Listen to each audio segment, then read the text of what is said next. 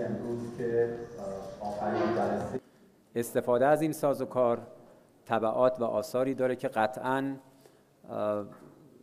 متوجه طرف‌های مقابل هم خواهد شد. من عرض کردم هیچ دلیل و توجیهی برای توسل به این سازوکار علیه جمهوری اسلامی ایران وجود ندارد، مگر اینکه برای اعمال فشار ناموجه و غیرقانونی سیاسی.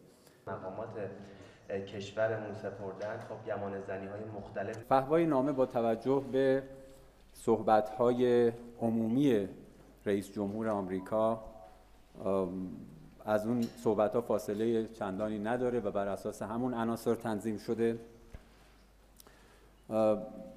علالرسول پاسخ ما به این مکاتبه بعد از تکمیل بررسی‌ها از طریق مقتضی داده خواهد شد.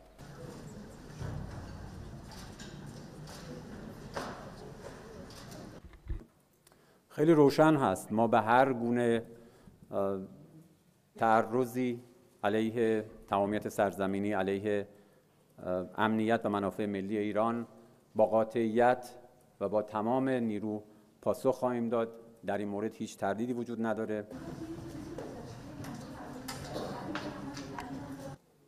حمله نظامی آمریکا به یمن که متاسفانه اولین بار هم نیست انجام میشه، قطعاً یک جنایت هست، محکوم هست بر اساس همه اصول و موازین منشور ملل متحد و حقوق بین الملل. آقای بقایی، در هفته‌های اخیر ترکیه اظهارات